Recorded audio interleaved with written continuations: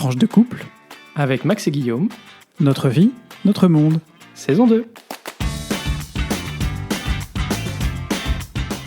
Bonjour, bonsoir et bienvenue dans ce 8e épisode de la saison 2 de notre podcast Tranche de couple. avec Guillaume et Max, épisode qu'on a choisi d'intituler Joyeux Noël, en référence et en hommage à la superbe, la formidable, l'exceptionnelle Brenda Montgomery. Donc moi c'est Maxime, Et moi c'est Guillaume. et on est comme d'habitude très heureux de vous retrouver, et on espère que c'est la même chose de votre côté. Et forcément, parce que c'est presque Noël. Eh bah oui, on y arrive. On est le 21 décembre. On est un peu en retard cette année pour des questions logistiques, pour la première fois, je crois, depuis la création de ce podcast, sur l'enregistrement, mais on est très très en forme et on a très envie de vous délivrer ce dernier épisode de l'année. Et oui, déjà le dernier épisode de l'année. Alors, du coup, on vous rappelle, ce podcast, il est diffusé le lundi tous les 15 jours. Et vous pouvez nous retrouver entre-temps sur notre compte Facebook, Tranche de couple, et Twitter. Et n'hésitez pas à nous envoyer un petit message pour nous dire ce que vous avez pensé de cet épisode, de cette première partie de saison, ou nous dire si vous avez des sujets que vous auriez envie qu'on traite. Vous pouvez aussi nous écrire un mail sur tranchedecouple@gmail.com. Et si ce podcast vous plaît, n'hésitez pas à le faire connaître autour de vous. Et pour nous aider, vous pouvez aussi mettre une note sur Apple Podcasts. Ça nous aide à faire connaître ce podcast de Tranche de couple. Absolument. Sans transition vers le premier sujet d'actualité, alors on va pas faire très original, mais on va parler rapidement des mesures qui vont plutôt dans le sens du reconfinement qui ont été prises dans pas mal de pays européens, malheureusement, suite à de nouvelles vagues de Covid. Alors la France et la Belgique font un peu figure d'exception, non pas dans leurs mesures, mais en tout cas dans l'arrivée de cette vague, puisqu'en France et en Belgique, cette deuxième vague est arrivée plus tôt, puisque les confinements ont été déclarés fin octobre, début novembre. Là, on voit un certain nombre de pays, notamment des pays qui se débrouillaient a priori mieux que la France et la Belgique lors de la première vague, se reconfiner ou se confiner pour la première fois. Par exemple, l'Allemagne, qui a ordonné des mesures très strictes à partir du 16 décembre jusqu'au 20 janvier. C'est la première fois, il faut dire, que l'Allemagne prend des mesures demandant... Alors, contrairement à nos pays, l'Allemagne, c'est toujours des demandes. On se base sur le fait que la population va respecter les demandes. Donc, on demande aux citoyens de ne pas sortir, de ne pas se rassembler à plus de 2 familles pour Noël. Pas d'attestation en temps de contrôle, mais le cas échéant, il faut pouvoir présenter un document justifiant pourquoi vous devez vous déplacer. Les commerces non essentiels ont été fermés également à partir du 16 décembre. On imagine l'impact à quelques jours de Noël. C'est des mesures qui sont assez importantes pour ce pays. On a en Suède, la Suède qui a adopté une stratégie extrêmement aussi légère, en tout cas au sens des mesures qui ont été prises pendant la première vague, qui aujourd'hui commence à mettre en place des demandes plus fermes vis-à-vis des citoyens, notamment pour ce qui concerne le port du masque, qui est généralisé désormais. Donc les Pays-Bas ont mis en place des mesures de confinement plus strictes que ce qu'ils avaient fait pendant la première vague, lié également à une fermeture du commerce. Et puis l'Italie, où les mesures sont en place dès aujourd'hui, le lundi 21 décembre, et jusqu'au 6 janvier, avec notamment, dans un pays qui a été extrêmement touché et qui est aujourd'hui le pays qui compte le plus de décès malheureusement en Europe, une interdiction de circuler d'une région à l'autre, un certain nombre de restrictions sur les regroupements familiaux pour Noël, ainsi que la fermeture des commerces non essentiels. Voilà, c'est pas très réjouissant avant Noël, mais c'est une donnée malgré tout importante. À noter également, peut-être pour montrer que la coordination européenne compte, on a eu tout un débat autour de la fermeture des stations de ski, puisque la France, l'Allemagne et l'Italie avaient annoncé que les remontées mécaniques seraient fermées. L'Autriche avait eu du mal à prendre cette décision pendant un certain temps. Aujourd'hui, l'Autriche a pris la décision, en tout cas non pas de les fermer, mais de d'interdire l'accès en gros aux stations à ceux qui n'y résident pas. Ou en tout cas de ceux qui n'y ont pas une résidence, donc les hôtels sont également fermés. Il reste au milieu de l'Europe la Suisse qui pourtant subit également de plein fouet cette deuxième vague, qui laisse ses remontées mécaniques ouvertes, mais jusqu'à quand, c'est la question. Et oui, on est en plein dedans. Deuxième vague, en plein dedans. Plouf. Max, tu veux nous parler un peu du Brexit parce qu'on est le 21 décembre, mais c'est toujours pas fini. Ben non, mais en même temps, on a commencé le podcast et le Brexit était déjà en cours. Et on Je rappelle, finira, c'était il y a 1 an et demi. voilà. Et on va finir cette période de transition parce qu'on vous rappelle, donc le Brexit a eu lieu le 31 décembre de l'année 2019. Et il y avait une année de période de transition pendant laquelle le Royaume-Uni ne fait plus partie de l'Union européenne, mais néanmoins faisait toujours partie du marché commun et l'union douanière. Et donc, en fait, fondamentalement, ils ne participaient plus aux décisions, mais ils avaient encore accès à quasiment la totalité de ce qu'ils avaient quand ils étaient membres de l'Union européenne.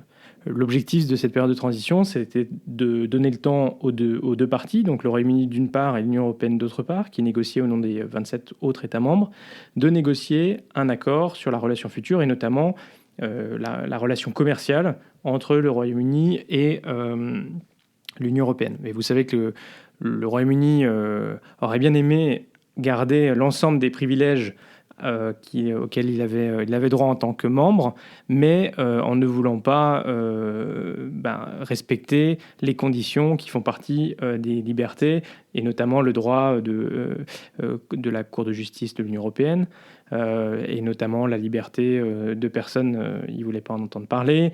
Voilà, donc, Notamment pour des questions de migration. Mais c'est une habitude pour le Royaume-Uni en fait, de vouloir le beurre, l'argent du beurre et le sourire de la crémière. Oui, c'est vrai. Et donc, on se retrouve... Donc, Boris Johnson, le Royaume-Uni était celui qui devait décider au bout de 6 mois, donc en juin dernier, s'il étendait ou non cette période, ou s'il demandait d'étendre cette période de transition, parce qu'il était possible de l'étendre pour une année supplémentaire, ce qui devait permettre peut-être de négocier un peu plus sereinement les termes de l'accord futur, de la relation future. Mais Boris Johnson, vous savez, c'est un homme politique qui a promis, qui avait d'abord vendu le Brexit et ensuite qui avait promis de délivrer le Brexit à ses citoyens.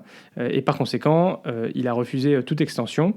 Et on se retrouve, alors que normalement, il avait été acté que les termes d'un accord devaient être finalisés pour octobre, pour laisser le temps aux deux parlements, hein, donc le Parlement britannique d'une part, et puis le Parlement européen et les parlements nationaux d'autre part, de ratifier cet accord.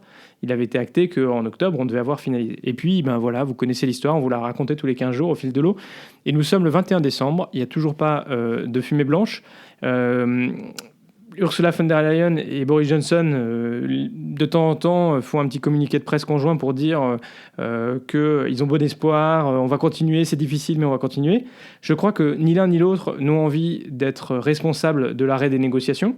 Voilà, les Britanniques seraient tellement heureux que ce soit l'Union européenne qui dise on arrête de négocier. Et puis Boris Johnson, lui, de toute façon, c'est jusqu'au boutiste, donc on verra bien. On notera quand même que l'Union européenne a ça y est mis en place les mesures de transition d'urgence parce qu'au 1er janvier, le Royaume-Uni devient un pays tiers à part entière. Et donc là, pour que les avions puissent continuer de voler, pour que le transfert de marchandises puisse se faire, il faut quand même un certain nombre de mesures en place. Mais on se demande un peu d'ailleurs si le Boris Johnson ne joue pas la montre, lui, volontairement pour une question de calcul politique, puisqu'il se dit plus tard on a un accord, le plus je pourrais dire j'ai négocié jusqu'au bout et ce que j'ai trouvé c'est le meilleur deal possible, non ? Oui, peut-être.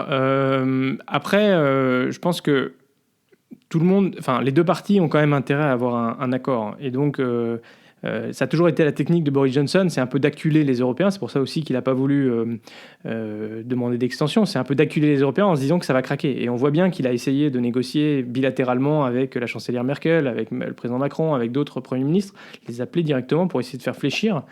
Alors, si on comprend bien, il y avait deux points le plus difficile. Hein.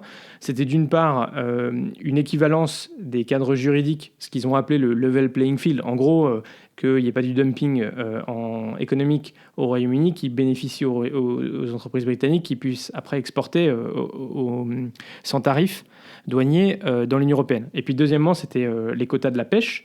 Parce que, vous le savez, on l'a dit la dernière fois notamment, les eaux britanniques sont beaucoup plus poissonneuses et donc, en réalité, beaucoup de pêcheurs européens vont pêcher dans les eaux britanniques. Alors, il semblerait que sur le premier, on n'en entend plus trop parler. Maintenant, on entend surtout parler de la pêche. Donc, peut-être qu'ils ont réussi à trouver un accord.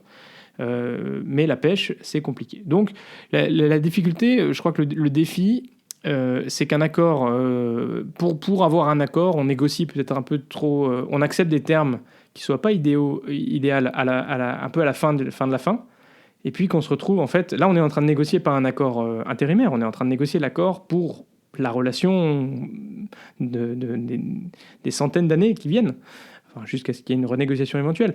Mais donc, il faut quand même pas se planter, quoi. Voilà. Et le Parlement européen a dit, en gros, qu'ils avaient jusqu'à ce soir, 21 décembre, pour négocier un accord, parce qu'après, ils accepteront pas, en gros, de revenir. Enfin, ils ont un peu le sentiment qu'on leur force la main, et je suis assez d'accord avec eux. Absolument.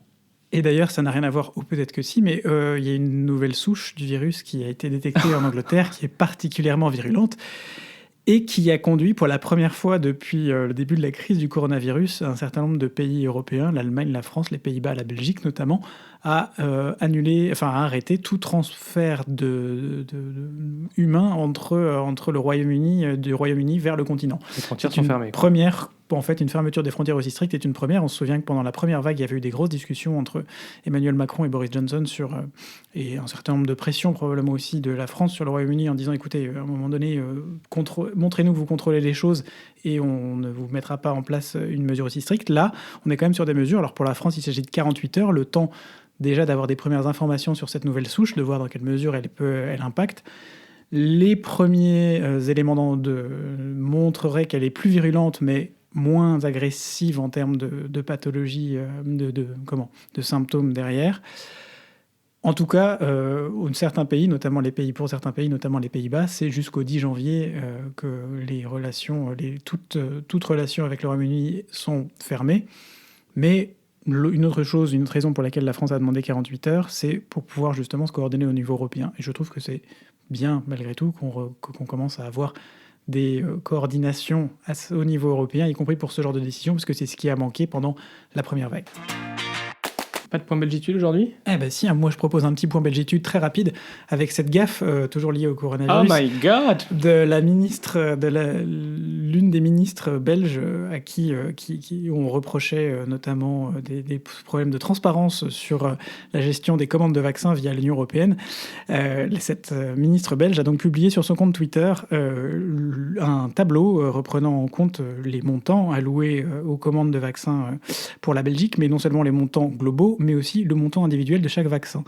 Alors que c'est une donnée qui est théoriquement confidentielle et que je pense qu'il y a une clause assez importante et qui a dû être rabâchée par l'Union européenne en disant « par pitié, pas ce genre d'erreur ». Voilà, on est sur le petit coup de belgitude surréaliste du moment. Après, on se rend compte, on ne va pas s'étaler dessus, mais que du coup, les prix des vaccins sont relativement dans la moyenne des prix des vaccins habituels, puisqu'ils vont de 2 € à 18 ou 16 ou 18 €, je ne sais plus exactement, mais pour le plus cher. Voilà, rien de surprenant en tout cas. Le prix du vaccin de la grippe, par exemple, c'est entre 12 et 13 € la dose. Voilà. Pour donner une idée, ça permet quand même de voir. Donc, c'était le petit point belgitude rapide. On passe à la rubrique vie de couple ? Mais oui. Alors, premier sujet, en gros, comment est-ce que nos choix professionnels, notre vie professionnelle affectent notre vie de couple ? Effectivement, on a beaucoup réfléchi. Je ne sais plus trop qu'est-ce qui nous a amené à se dire que ça pourrait être intéressant de parler de ce sujet, mais en tout cas, c'est un sujet qui est important pour nous, de savoir qu'on vous en avait déjà parlé dans un épisode précédent, mais que nos carrières, notre évolution professionnelle était importante. Alors, petit disclaimer quand même, il y a peut-être un petit peu de bruit derrière nous, on est désolé, mais c'est Noël, donc il y a aussi des bruits d'enfants. C'est Noël, donc il y a aussi des bruits d'enfants qui courent. Et puis ça change un peu de notre podcast habituel, très calme dans notre studio, n'est-ce pas ? Oui, c'est ça. Bon, alors on vous disait donc que l'équilibre professionnel entre les deux membres d'un couple, pour nous, c'est quelque chose qui est essentiel parce que on a besoin l'un comme l'autre d'être épanoui dans notre vie personnelle comme dans notre vie professionnelle. Et que c'est pas toujours simple. Et que c'est pas toujours simple, effectivement, mais que c'est des choix qui nous amènent à bouger. Et c'est un choix qui nous a amené à bouger en Belgique. Et puis c'est un autre choix de l'un ou l'autre qui nous amènera à bouger de nouveau probablement ailleurs d'ici quelques années. On ne se projette pas encore si loin, mais on sait que ça arrivera. En tout cas, c'est important qu'on se parle, on en revient toujours à cette idée de communication et on se dise quelles sont nos aspirations professionnelles, qu'est-ce qu'on aimerait faire. Et puis surtout qu'on ne se mette pas forcément de barrières.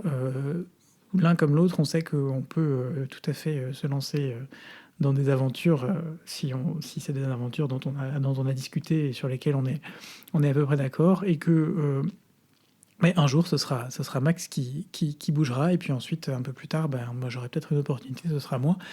On a bougé, voilà, je disais, en Belgique pour une opportunité de Max. On y est resté parce que moi, entre-temps, j'avais trouvé une chouette opportunité. Je crois que ça ne nous empêche pas, ça n'a pas empêché Max de trouver un chouette job aussi. Donc voilà, c'est vraiment quelque chose qui est important. On y pense, moi j'y pense, je sais, assez régulièrement. Et je me dis que voilà, ça compte vraiment pour moi de savoir que Max est heureux aussi dans son boulot, et que s'il a besoin de s'épanouir en changeant de job et en changeant de ville, c'est probablement comme ça. Et que moi j'ai la chance de faire un boulot qui peut aussi... que je peux trouver dans pas mal d'endroits, en fait.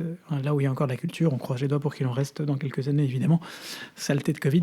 Mais voilà, c'est quelque chose qui est important. Bah oui, et c'est vrai que, pour revenir à l'exemple de notre déménagement de Paris à Bruxelles, c'est vrai que j'ai eu une belle opportunité professionnelle, comme disait Guillaume, de venir en Belgique. Mais il était très clair pour moi que j'avais pas du tout envie de me mettre en situation de célibat géographique, comme on dit dans mon métier. C'est-à-dire que la semaine, on travaille à un endroit différent de là où on habite le week-end. Et que par conséquent, si Guillaume n'était pas prêt à venir à Bruxelles et à essayer de trouver du boulot, parce que pour lui, du coup, ça voulait dire qu'il fallait qu'il trouve du boulot, à ce moment-là, j'étais pas ça aurait vraiment été un gros point noir, et je pense que j'aurais pas accepté de tenter cette aventure-là, parce que je pense que c'est vraiment important dans un couple qu'effectivement que les deux s'épanouissent. Et voilà, on a eu de la chance, entre guillemets, parce que le timing était plutôt bon. Guillaume arrivait à la fin de son contrat. Voilà, donc quand mon contrat s'est terminé à Bruxelles, Guillaume avait effectivement trouvé un chouette défi professionnel à relever. Et donc, voilà, on a eu quelques mois un petit peu difficiles, justement de célibat géographique, où moi je suis retourné travailler à Paris. Heureusement que c'est pas tombé un an plus tard, quand même. Ouais. C'est sûr. Et du coup, voilà, ça fait partie, en tout cas, de nos principes et de notre équilibre, de savoir avancer tous les deux, et en choisissant ensemble que l'un ne soit pas perdant. À l'écoute de l'un et de l'autre. Voilà. Absolument. Voilà, c'était une tranche de notre vie de couple aussi. Et comme vous le savez, une autre tranche très importante de notre vie de couple, c'est la gastronomie. Bah oui, surtout en période de Noël. Bah oui, c'est bien un domaine sur lequel on n'est pas contraint, au moins en cette période, y compris Covid. Et du coup, on voulait vous parler de quelques petites saveurs qu'on aime bien à Noël, dont on profite. Et effectivement, c'est pas une rubrique végétarienne, ou en tout cas, pas complètement. Pas que, on va dire ça. Ben oui, il y a pas mal de choses dont on aime bien profiter à Noël, y compris... On peut peut-être commencer par les fromages, par exemple. Ben oui, par exemple. Alors, je voudrais d'ailleurs signaler ce concours sur Twitter qui a vu la victoire hier du Comté face au Saint-Nectaire en finale, avec comme à la 3e place le Reblochon et à la 4e le Beaufort. Je suis un peu déçu que ni le Cantal, moi personnellement, ni la Tome de Savoie n'ait passé l'étape des 8e de finale, mais bon, que voulez-vous, on vous mettra le lien avec l'ensemble des informations sur Twitter. Pour les fromages, on a donc la fondue et la raclette, qui sont toujours un parfait succès pour une veille de Noël ou un repas de famille avant ou après. Alors on rappelle que les repas de famille, on les limite. En France, c'est pas plus de 6 personnes. C'est une recommandation. Je pense que c'est une recommandation importante, et aussi pour que chacun puisse protéger les autres. Mais ça n'empêche pas de faire une chouette raclette à 2, par exemple. Nous, on a un super système de raclette à la bougie à 2. Ouais, de temps en temps, ça nous a sauvé quand même la gastronomie du confinement, j'ai envie de dire. Ouais. Et puis alors, la raclette, elle se fait effectivement avec plein de manières différentes. On a le traditionnel appareil électrique aussi pour faire des raclettes un peu plus classiques. Et puis la manière un peu traditionnelle, vous savez, c'est ce gros morceau de raclette qui est mis sous un grill et où on racle le gros morceau de raclette au fur et à mesure. Et mes parents nous ont offert pour Noël un appareil raclette de ce style-là. Donc, on est très heureux. On va pouvoir partager des raclettes traditionnelles avec ceux qui passent. Donc, si vous passez à Bruxelles et que vous avez envie de manger une raclette traditionnelle, n'hésitez pas. C'est pas habituellement à Bruxelles qu'on trouve beaucoup de raclettes, mais vous voyez, il y a aussi des bons fromagers, donc on arrive à trouver ça. Voilà. Absolument. Moi, ce que j'aime bien aussi à Noël, c'est qu'on ressort des... Il y a des choses, on travaille notamment des purées de marrons, des choses qu'on n'a pas l'habitude de faire forcément pendant l'année. Et je trouve ça assez chouette de retrouver ces fruits d'hiver ou les litchis qu'on n'a pas l'habitude effectivement de retrouver sur nos tables. Et puis il y a des choses toutes simples. Les papillotes. Les papillotes. Alors tout le monde ne connaît pas les papillotes parce que c'est surtout quelque chose du sud-est Sud-est, de la France. C'est quelque chose qu'on ne trouve pas, par exemple, dans les magasins en Belgique, forcément, mais même à Paris, on n'en trouvait pas.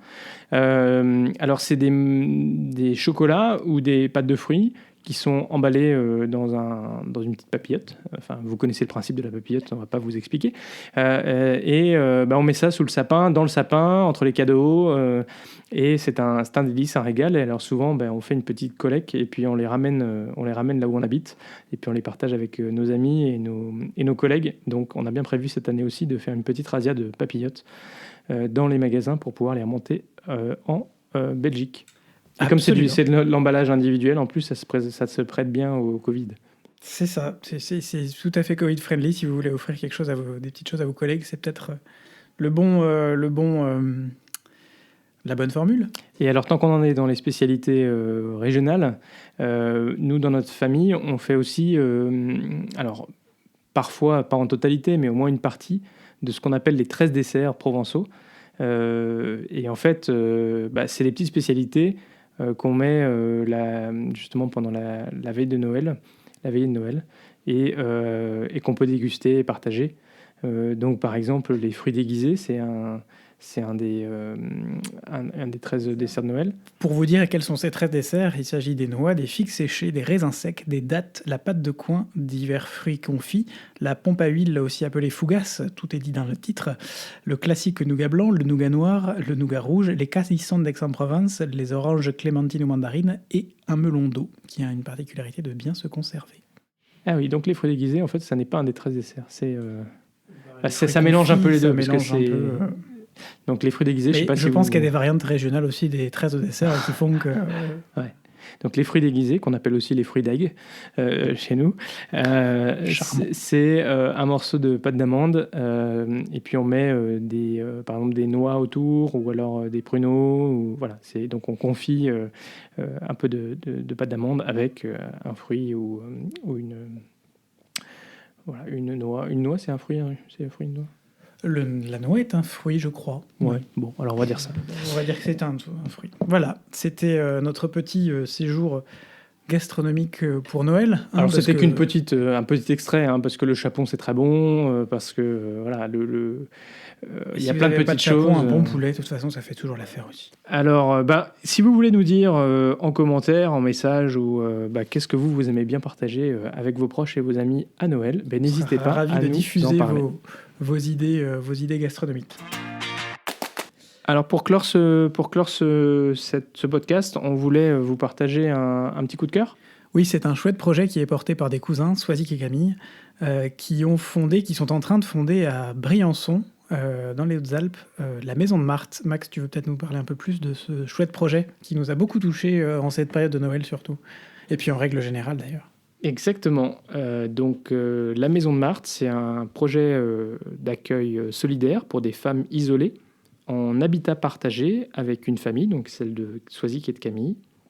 C'est un projet donc de maison qu'on appelle de vie et de partage, soutenu par la Fondation pour le logement social et le diocèse de Gap et Embrun, qui permettra à 4 femmes isolées d'être logés pour un loyer modéré. Et donc, l'idée, c'est que dans cet habitat partagé, il y ait un certain nombre de pièces de vie communes qui permettent de vivre ensemble et d'éviter que ces femmes seules vivent toutes seules. Et ce projet, c'est Swazik et Camille et leurs enfants qui vont un petit peu l'animer. Alors, cette maison, physiquement a été léguée à la Fondation pour le logement social par une habitante de Briançon. Et elle va être rénovée au premier semestre 2021 sur la base de plans qui ont été réalisés par Camille, qui est architecte. Et l'association donc, de la Maison de Marthe va ensuite aménager les logements pour pouvoir accueillir les premiers habitants à l'automne 2021. Alors on a été vraiment touché par ce projet solidaire, comme le disait Guillaume. Et si vous voulez en savoir un petit peu plus sur ce projet, vous pouvez vous rendre sur le site lamaisondemarthe.fr. Et vous découvrirez notamment plusieurs manières de soutenir ce projet, soit dans la phase initiale pour aider à l'aménagement des logements, puisque le gros œuvre est réalisé par la Fondation pour le logement social, mais le reste doit être aménagé par l'association de la Maison de Marthe, soit en devenant un donateur régulier pour aider au fonctionnement de l'association, ou alors, dans la pratique, en vivant un moment d'exception, en venant partager une tranche de vie de cette maison, par exemple à l'occasion de vos vacances, puisqu'il y a une chambre d'amis et vous pouvez venir vous inscrire pour passer une semaine et puis partager le quotidien de la maison. Voilà, donc c'est un beau projet qu'on avait à cœur de vous partager. Parce que finalement, c'est un chouette... en période de Noël, on se pose parfois la question de comment est-ce qu'on peut être utile et qu'est-ce qu'on peut faire pour être utile. Ben voilà, nous, on vous fait une proposition. Alors après, il y en a plein d'autres. Il y a plein d'associations qui, en ce moment, qui ont toujours besoin d'aide, mais qui en ont encore plus besoin en ce moment. Donc, sentez-vous libre. On vous mettra le lien de celle-ci en particulier.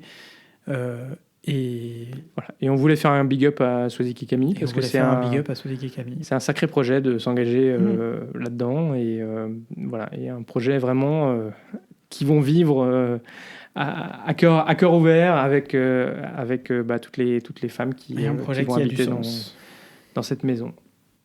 Absolument. Merci Max pour cette chouette présentation. Ben voilà, c'est déjà la fin de cet épisode. Alors on voulait vous souhaiter un très très très joyeux Noël et de très bonnes fins de fin d'année, des très bonnes fêtes de fin d'année. On espère que vous arriverez à trouver un petit peu de calme et un petit peu de sérénité, on l'espère, avec un ou l'autre proche. Et puis, que ce moment de Noël et ces fêtes de fin d'année qui sont un peu particulières du fait du confinement ou en tout cas des mesures de restriction là où vous vous trouvez, que malgré tout, vous arriverez quand même à trouver un peu de chaleur dans votre cœur.